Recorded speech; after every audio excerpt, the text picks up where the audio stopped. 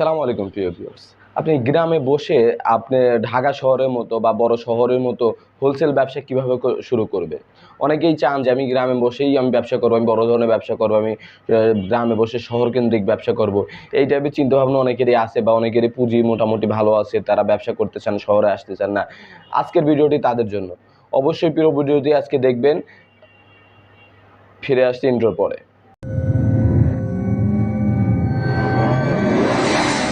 আসসালামু আলাইকুম প্রিয় ভিউয়ার্স। গত ভিডিওতে আমরা আলোচনা করেছিলাম যে গ্রামে বসে ওয়ান টাইম বিজনেস কিভাবে করা যায়, লাভজনক ওয়ান টাইম বিজনেস। যে আপনি যখন বিজনেস শুরু করবেন তখনই ইনকাম শুরু, যখন বাদ দেবেন তখনই ইনকাম শেষ। এরকম 5টি বিজনেস সম্পর্কে আলোচনা করেছিলাম। যদি আপনারা কেউ না দেখে থাকেন, আমার ডিসক্রিপশন বক্স থেকে লিঙ্কে ঢুকে দেখে আসতে পারেন। তো আজকে আমরা সেই 5টি বিজনেসের মধ্যে থেকে একটি বাছাই করে যেটা নিয়ে আপনি লাইফ টাইম হোলসেল বিজনেস করতে পারেন বা বড় পরিসরে বিজনেস করতে পারেন, সেটা নিয়ে আলোচনা করব। এখন গ্রামে বসে আপনি কিভাবে হোলসেল বিজনেস করতে পারেন? তো গ্রামে বসে সবচেয়ে ভালো পাইকারি ব্যবসা করার পণ্য হচ্ছে গ্রামীণ কৃষিজাত পণ্য। কৃষিজাত পণ্য কি?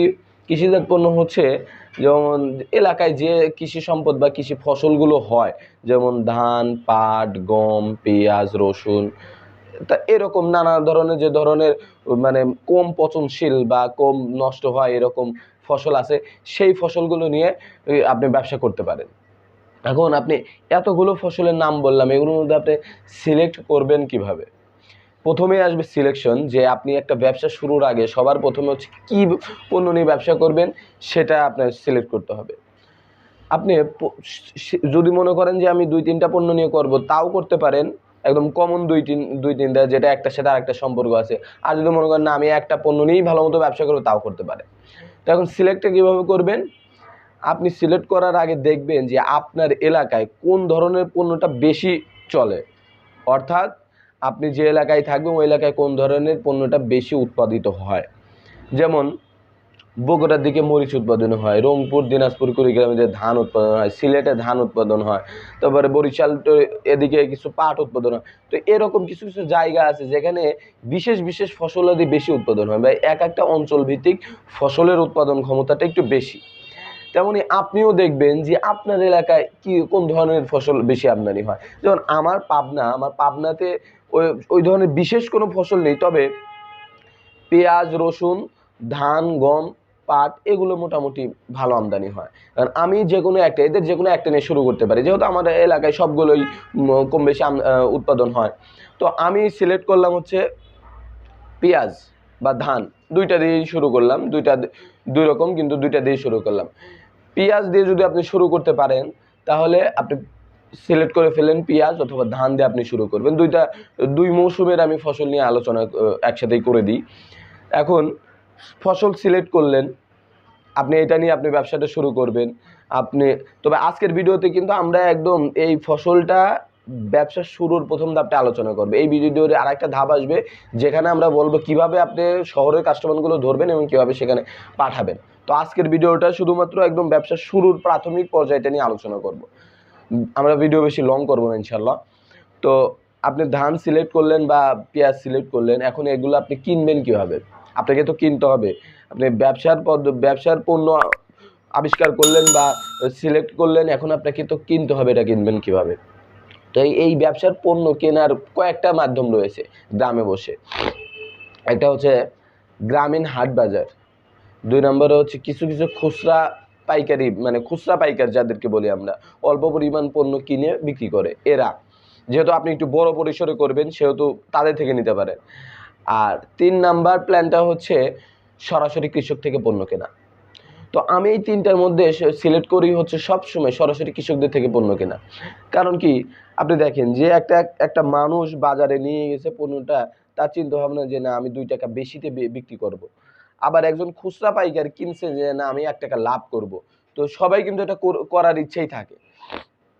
আপনি কিন্তু সরাসরি 3টা ইউজ করতে পারেন, কিন্তু সবচাইতে সুলভ এবং সুবিধাজনক হচ্ছে কৃষক থেকে পণ্য কেনা। যখন আপনার চাহিদা বাড়বে তখন আবার এইভাবে করে আপনি বাজার থেকেও কিনবেন, খুচরা পাইকারদের দিয়েও পণ্য কেনাবেন, আবার নিজে সরাসরি কৃষকদের থেকে কিনবেন। তো প্রাথমিক অবস্থায় আপনি কৃষকদের থেকে পণ্য কিনলে হবে কি, কম টাকায় মানে অল্প মানে টাকায় আপনি পণ্যগুলো কিনতে পারবেন। যেমন বাজারে চলতেছে যদি 42 টাকা, আপনি কিনতে পারতেছেন 40 টাকা।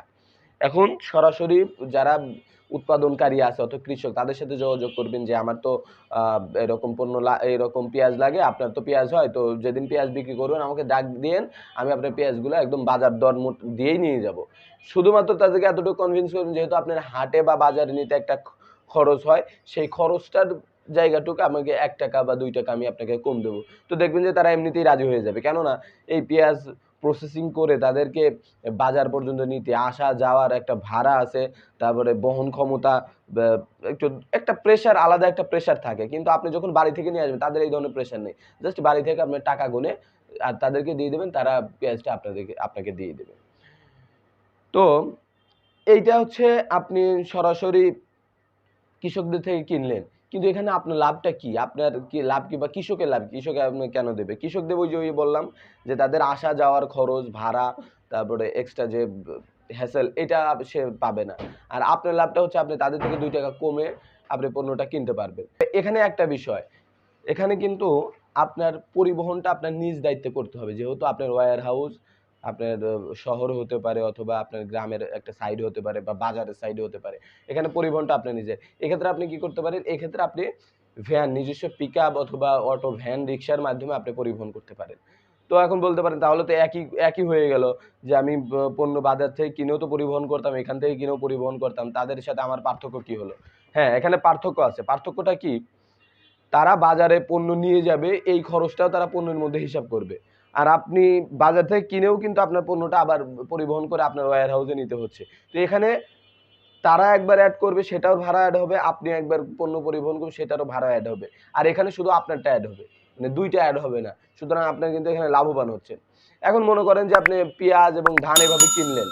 এভাবে কেনার পরে এখন আপনার কাজ। এখন হচ্ছে কোয়ালিটি কন্ট্রোল প্রসেস অথবা কোয়ালিটি কন্ট্রোল টেস্ট যদিও বলবো না, এটাকে প্রসেসই বলবো, যে আপনি আপনার ওয়্যার হাউসে নিয়ে ৩ টা ভেরিয়েন্টে এটা ভাগ করবেন।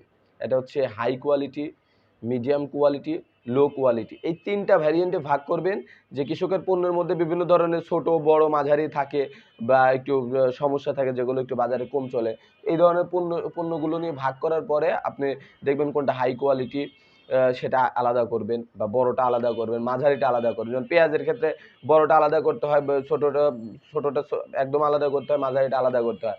ধানের ক্ষেত্রে আপনার আ ভালো ধানগুলো যেগুলোর মধ্যে চিটা নেই, অর্থাৎ পুরাটাই ধান, এটা একদম আলাদা করতে হয়। যেগুলো চিটাও কিন্তু বিক্রি করা যায়, মানে অল্প ধান আছে, এইটা আলাদা করতে হয়। তো এগুলো আলাদা করে কোয়ালিটি কন্ট্রোল প্রসেস কমপ্লিট করে এরপরে আপনি কাস্টমার ধরবেন। কাস্টমারের সাথে ডিলিংস করবেন এবং পরবর্তীতে পণ্য ডেলিভারি দিবেন। তো আমরা আজকে এই যে কোয়ালিটি কন্ট্রোল প্রসেস পর্যন্ত আলোচনা করলাম, যেখানে আপনি একটা ব্যবসার শুরুর ধাপে আলোচনা করলাম। আমরা পরবর্তী ধাপে আলোচনা করব যে আপনি কিভাবে একটা কাস্টমার ধরবেন, কিভাবে আপনার পণ্য গ্রাম থেকে শহরে পাঠাবেন বা ঢাকাতে পাঠাবেন, কিভাবে সেই রেগুলার কাস্টমারগুলো ধরার মাধ্যমে আপনি ব্যবসাটা আরো বড় করবেন। তো আজকের ভিডিওটি দেখার জন্য ধন্যবাদ। পরবর্তী দেখার জন্য আপনাদেরকে অগ্রিম ইনভাইট করে যাচ্ছি। অবশ্যই ভিডিওটা দেখবেন। ভিডিওটা দেখলে পুরো গ্রাম থেকে শহর কেন্দ্রিক ব্যবসা, একদম পুরো পাইকারি ব্যবসাটা আপনি বুঝতে পারবেন। তো আজকের ভিডিওটি এই পর্যন্তই। আসসালামু আলাইকুম ওয়া রাহমাতুল্লাহ।